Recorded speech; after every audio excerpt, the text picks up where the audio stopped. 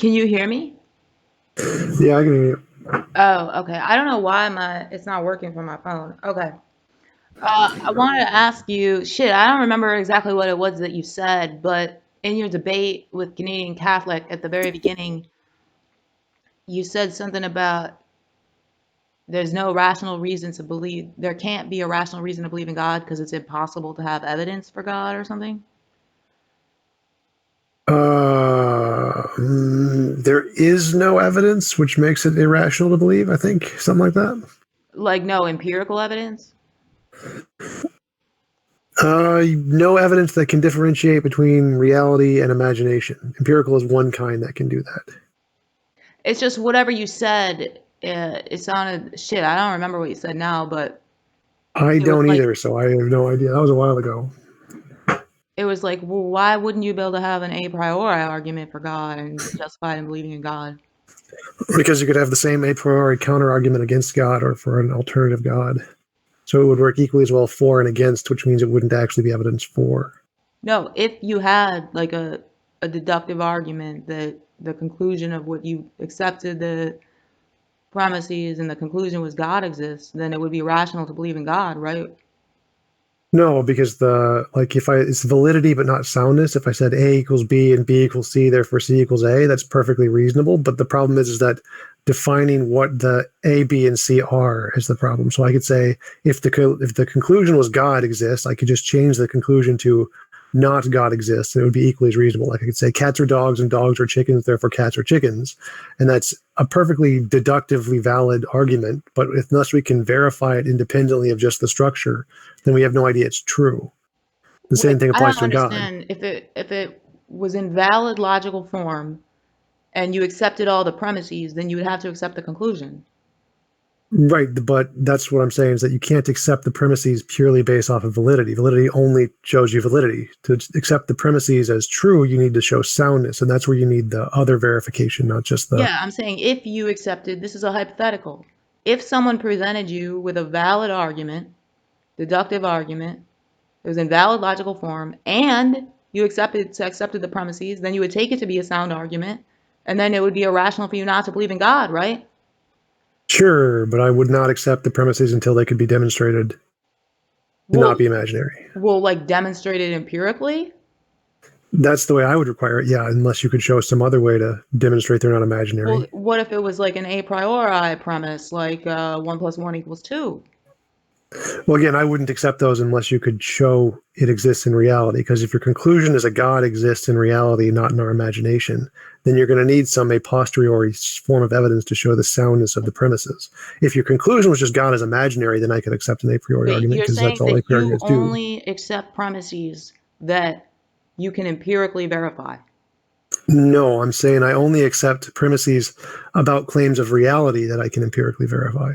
If you're not claiming anything about reality, then you don't need to empirically verify it. Like if I claim I'm imagining a unicorn, you don't need empirical evidence of that. Just the argument is sufficient. I don't think I understood. I don't think I followed what you just said. Like if I said 1 + 1 = 2, like that's reasonable to believe just based off of the statement. The premise is 1 + 1 = 2, but that's because 1 + 1 = 2 is a figment of our imagination. It's a language. It's not something that exists in the world. But if I claimed like a unicorn exists, that you couldn't show with any a priori logic. You would need a posteriori evidence to verify the unicorn. God, if you say God exists, then you're saying it exists like a unicorn. It's in reality somewhere. 1 + 1 = 2 isn't in reality anywhere. It's just a made up language. But if Does that make sense? I don't know if I'm following you, but if one of the premises was like P, something cannot be both P and not P simultaneously, then you would accept that premise, right? Even though you're not empirically verifying it, it's just conceptual. No, that one's empirically being verified. Like that's something we learn from reality. It's not purely conceptual. So it's like Wait, I exist and I wait, can't exist and not exist. So when I say A equals you A, believe, Tom, come on now. You believe that you that it's a you became aware that it's a contradiction to believe that something is both P and not P simultaneously by going out in the world? by Cogito Ergo Sum, not going out in the world, but yes, by a posteriori evidence of existence. Say that again? a posteriori evidence of existence. So I think, therefore I am. That's me existing. That's a posteriori. It's not a priori. It's something that I experience. And from that, I can say, because I experience, I can't both exist or experience and not experience at the same time. So I learn A equals A and not A from the fact that I experience. So it's not a priori in my case. Like, look, you don't think that you could reach that conclusion from an armchair. So you could imagine in your mind, sitting in an armchair, you could say, imagine in your mind some shape, right? That A has like, shape, yeah, that has certain angles and certain a number of sides. And without ever going out into the world, just by sitting in an armchair and thinking, you can know that something cannot be both that shape and not that shape at the same time, right? You never need to experience the world in order to know that that would be a contradiction. right? You're not experiencing the world, you're experiencing reality. Like your imagination of the triangle is an experience. Right. So it's not, but it's not empirical. It's not a posteriori. It is an experience. So the experience isn't a sense experience, it's a thought experience. So in that case, I would still call that a posteriori because you're getting it from your experience of Wait, do thought you not rather think than anything is a priori then? just I think, therefore I am. That's the only one. That one you can't justify. You think that the only proposition that exists is that I think, therefore I am. That's the only The only proposition. the only absolute one, yeah, the only one that you don't have to justify, the only axiomatic dogmatic one. You don't take anything to be axiomatic except I think, therefore I exist. Yep, that is exactly correct. You don't take, so you wait. Oh my, there's so many problems with that. This is like insane.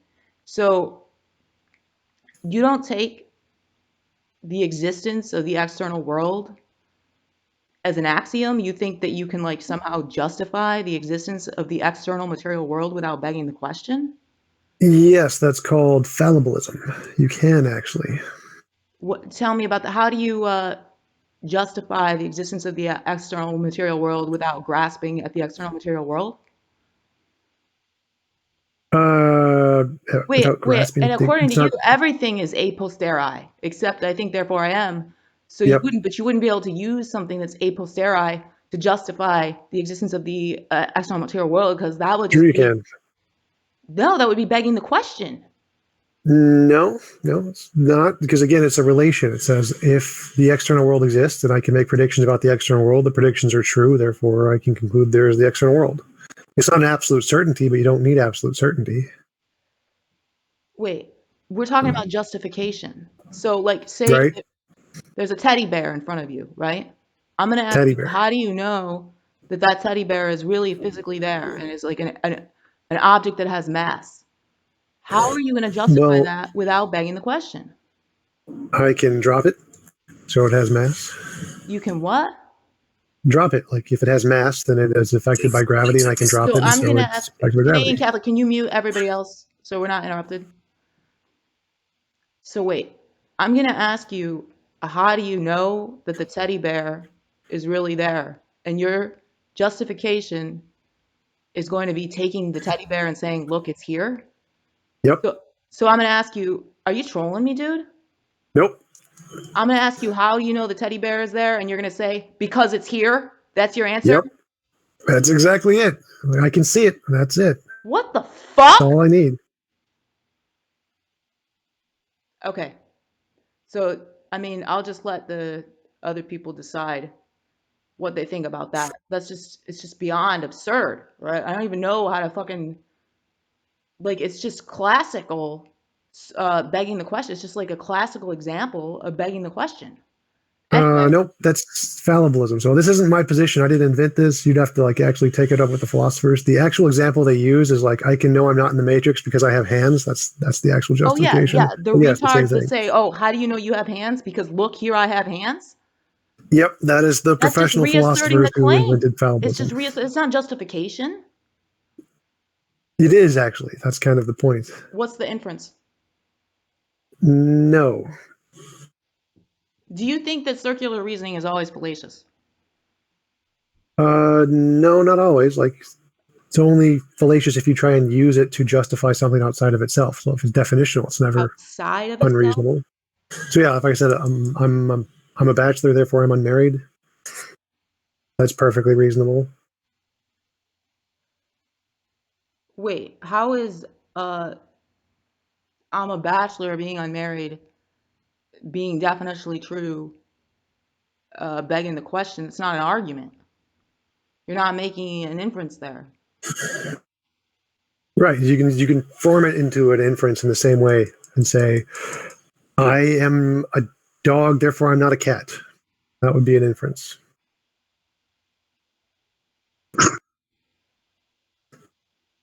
I don't, I guess I'm not following.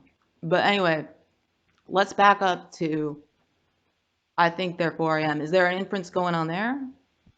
Any inference? No, that's tautology. So the thinking and the existing are the same thing. The thing that is Wait, thinking just is the thing because that exists. thoughts exist, why does that mean that there's a self? What is the self? The thoughts are the self. They're the same thing. The thoughts and the self are the same thing. So I think therefore I am is just thoughts, therefore thoughts. So you're not saying Yep. fucking anything when you say that Well, I think thoughts therefore I am. are there. It's So I'm saying just thoughts exist. it's That's just the totally thing. uninformative.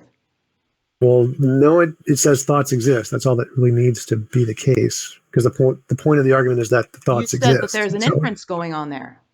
The fuck is the inference? there's not an inference, it's just descriptive. I am thinking. Thoughts exist. Not Wait, like an did you not inference of just say saying that yes, there's an inference going thoughts. on there? No, I guess not. It's just simply descriptive of what's occurring. I mean, I thought you said that you agreed that there was an inference. I could be mistaken, I but might have. I'm kind of not playing the game right now, so. But no, I'll just say it's just descriptive. I exist. okay. That's all So that's required.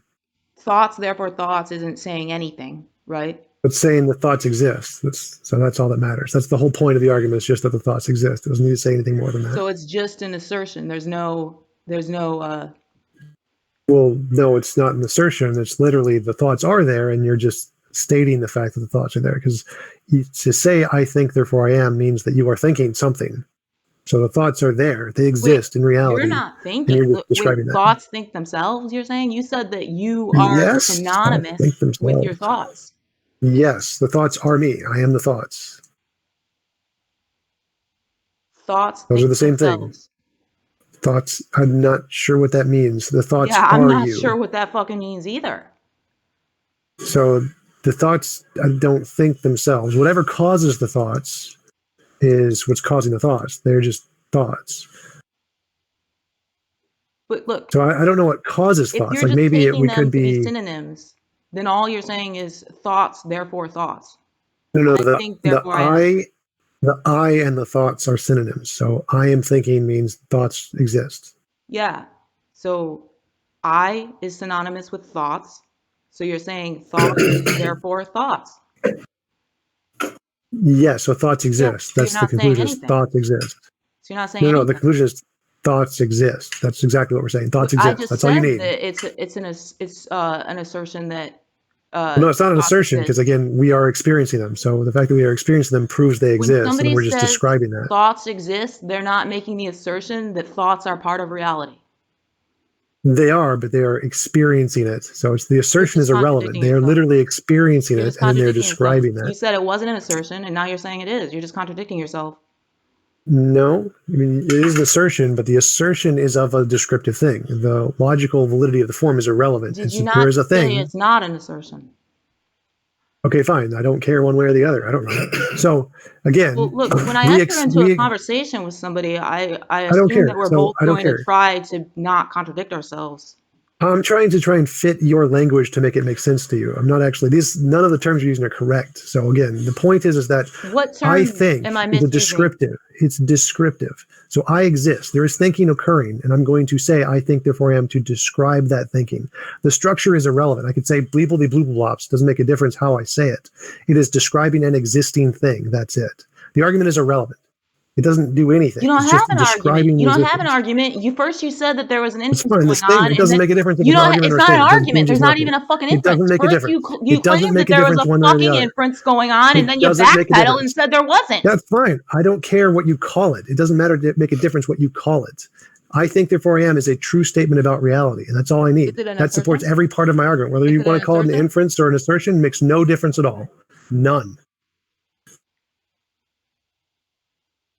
I'm not. Look, I don't care if you believe it makes a difference to anything. I'm asking you, is it an assertion? Is there an inference going on? Is it I an don't know. I assertion? don't care. I don't know. It doesn't make a difference to my argument. So you can pick Okay, one. Pick whichever one you like want. brutally humiliated and destroyed. No, You look not like a really. fucking clown right now. You can take that. So Look, again, I I don't heard you care if you had call it an some. inference or not. It doesn't make a difference. The statement is I think therefore I am, and that statement is true about reality, and that justifies all my beliefs. So I don't doesn't care if you want to make a difference, doesn't make a difference. By the way, don't take any of my abrasiveness personally. I'm nasty like this to everyone. Um, I don't mind. It doesn't make a difference to me. I heard you had some.